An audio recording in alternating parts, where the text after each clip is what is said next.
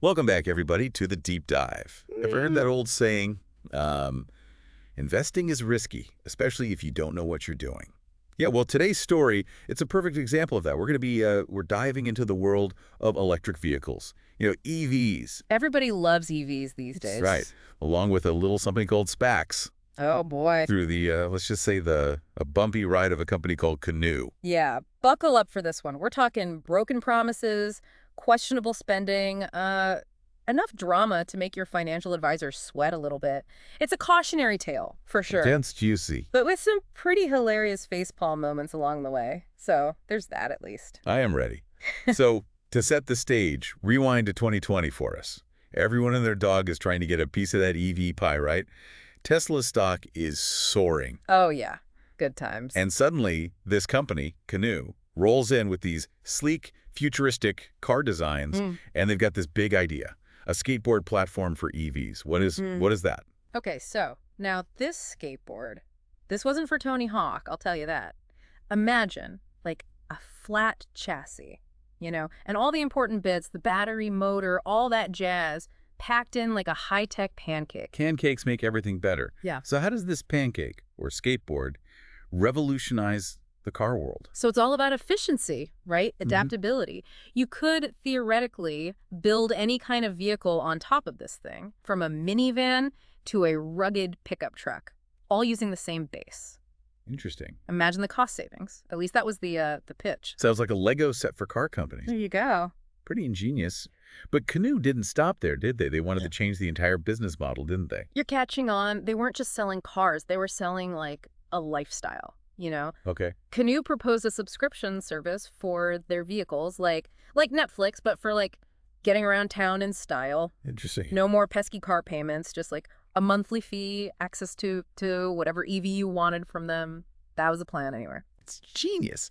So everyone's on board with this skateboard Netflix car revolution. What could possibly go wrong? See, that's where the plot thickens just a little. Uh-oh. Remember how I said theoretically just now? Well, Yeah, well, turning that pancake dream into a like mass-produced reality, a bit trickier, it turned out. Trickier than they anticipated, maybe. oh boy, here come the potholes. Were the pancakes burning? Let's just say the batter was a bit lumpy, so they snagged this like massive partnership with Hyundai. And Hyundai, they were supposedly going to use Canoo's, their tech. And they projected Canoo did like $120 million in revenue from this deal alone. Yeah. And then, poof, gone faster than a self-driving car hitting the brakes. Wait, what? Hyundai just backed out. Did they find a better pancake recipe? What happened? Maybe they realized they'd rather just, flip their own pancakes. I don't know. The exact reasons are still kind of murky, but this much is clear. Canoo's projections, about as stable as a unicycle on a tightrope. Not exactly inspiring confidence for investors, is it? Not really. So what happens when a company's big plans start to crumble? Do they fess up and go back to the drawing board? If only. This is where things get really interesting. Instead of hitting the brakes, they seem to just double down, put their foot on the accelerator, even though their engine was sputtering. You're telling me they floored it while running on fumes? Yep. Bold strategy. Let's see if it pays off for them. Yeah. So what did this desperate need for speed look like in real terms? Okay, so picture this. A company, right, burning through cash faster than one of those gas guzzlers on a road trip. And their solution, raise more money, of course. They were like masters of raising capital, bringing in hundreds of millions of dollars. Okay, so they're attracting investors, keeping the lights on, even if it's a bit like playing financial Jenga, right? Yeah.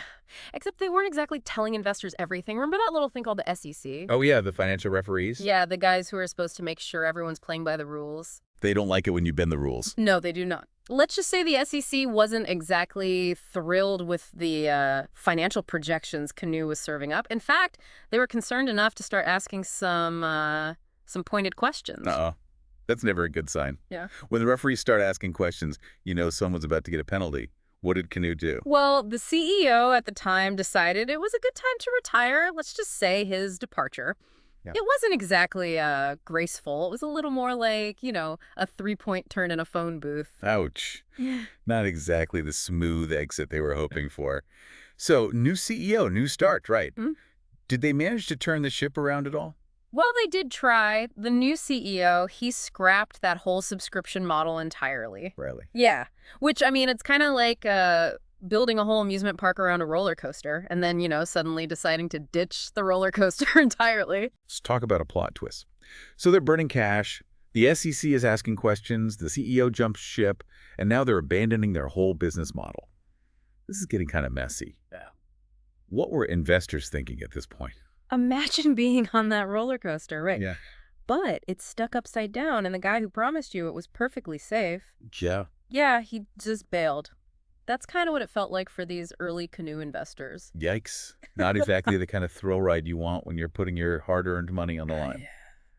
So did this new management, did they have a plan B? Or were they just like hitting random buttons, hoping something would work? Well, they did make some big moves.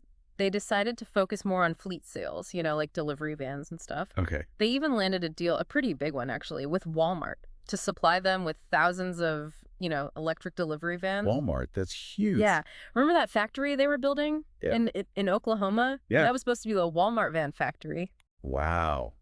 A big name customer like Walmart, I mean, that could have been a game changer for them, really. You'd think so, right. But then, and this is another plot twist, by the way, the Walmart deal, it started to unravel a bit. Oh, no. Canoo was struggling to meet production deadlines, Hey. Cash reserves were dwindling. They were facing lawsuits from, well, pretty much everybody. Okay, this is starting to feel like one of those movies where you can see the train wreck coming a mile away, but you just can't look away. Yeah, it's a good analogy. But wait, you said they were burning through cash, right? Yeah. Didn't they raise hundreds of millions of dollars, though? They did.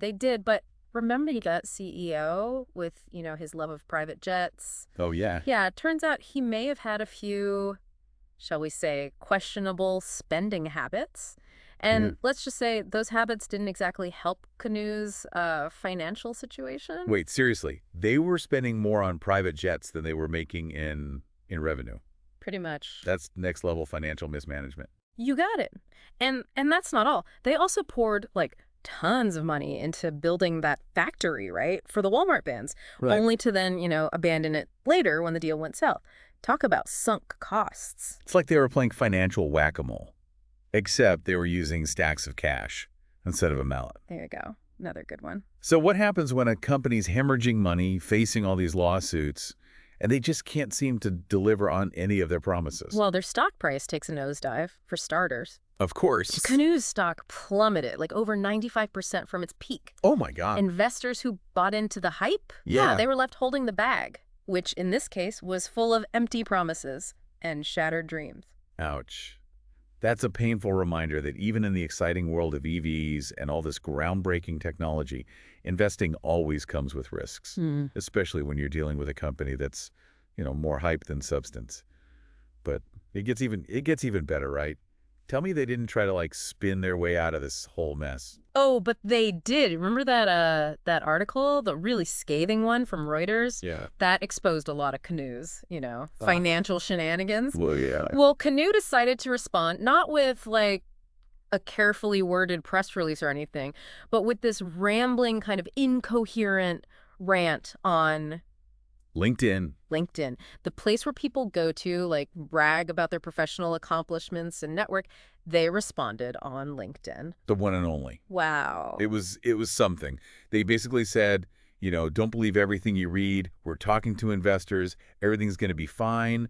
It was I don't know, it was like watching a used car salesman trying to convince you that dented, sputtering car is actually, a hidden gem. Not exactly the picture of transparency and accountability that I think investors were hoping for. Did anyone buy it? Let's just say the LinkedIn community is a discerning bunch. Right. Especially when it comes to financial matters. Right. Yeah, they saw right through the smoke and mirrors. So we've got a company that is burning cash, breaking promises, facing multiple lawsuits, their stock price is in free fall, and their attempt at damage control backfires spectacularly. At this point, are they just throwing spaghetti at the wall and hoping something sticks? It kind of felt that way. Yeah, they kept announcing all these new and exciting vehicles, like a rugged electric pickup truck called the American Bulldog. The American Bulldog, huh? Yeah. Sounds fierce. Right. Did they ever actually build one? They did. They unveiled a prototype, but who knows if it'll ever actually, drive off the lot. Right. It's like promising someone a 5-star meal when you haven't even figured out how to like boil water. So much for under-promise and over-deliver. They were all sizzle, no steak. But speaking of steak, what about those Walmart vans? Did Canoo ever actually, like, deliver any of those? As of today, not a single one. Last I checked, Walmart wasn't really in the business of buying prototypes. Thanks. They want, reliable vehicles, ones that can actually deliver groceries, not just like empty promises, Right. This is starting to feel like one of those reality TV shows where they have to, like, build a functional car out of, like, scrap metal and duct tape. Except in this case, the stakes were a little bit higher than just, winning a trophy. Yeah. We're talking about like hundreds of millions of dollars, right? Of investor money, just poof, up in smoke. So where did that leave Canoo today? Are they clinging to life support? Or have they driven off into the sunset of financial ruin? What's going on? They're still kicking, but just barely. I mean, their stock price is a shell of its former glory. Right. And they're facing a real uphill battle to regain any kind of trust with investors. They recently, they pivoted again. Oh, no. What are they doing now? This time, they're focusing on selling to the government Yeah. and the military. So from Netflix for cars to Walmart vans to military vehicles, talk about a roller coaster ride of a business plan. Right. It's like they're just throwing darts at a board, blindfolded, hoping something sticks. Uh-oh. And the thing is, the EV market, it's crowded. It's competitive. Oh, sure. Canoo, they might have had a cool idea with that whole, skateboard platform thing, but they've made every mistake in the book when it comes to actually, executing. This entire saga, honestly, it sounds like a masterclass in what not to do as a company, especially a publicly traded one. What are the big takeaways here for our listeners who maybe are just dipping their toes into the world of investing? I think, first and foremost, never underestimate, due diligence. Due diligence. Don't get swept up in the hype. Right. Really dig into a company's financials, understand their business model, and really scrutinize the leadership. Basically, don't judge a stock by its, flashy website or promises of revolutionizing the world. Right. Exactly. Investing, it's not a game of chance. And it's definitely not for the, faint of heart. If a company can't explain what they do in plain English, that's a red flag. Or if their financial projections seem too good to be true, that's a big one. Huge. Probably a red flag. And when they start spending more money on private jets than they're making, that's it. Time to head for the hills. Yeah, run, don't walk. Canoo's story, it's a cautionary tale, about the allure, but also the perils of speculative investments, especially in these hot markets like EVs. Yeah. It's a good reminder that even the most innovative ideas, they can still go bust if they're not backed by, solid execution, responsible management, and a healthy dose of just financial prudence. I couldn't have said it better myself. The next time you're thinking about jumping on the bandwagon of hot new stock, just remember the Canoo story. Yeah, it might save you a lot of heartache. Exactly. And maybe even a few bucks. Words to live by. Well, that's all the time we have for today's deep dive into the wild world of Canoo. We hope you guys found this little crash course in speculative investing both informative and entertaining. Until next time, remember, investing in knowledge, always a smart move. Always. And knowing when to hit the brakes, just as important as knowing when to step on the gas. We'll see you on our next deep dive.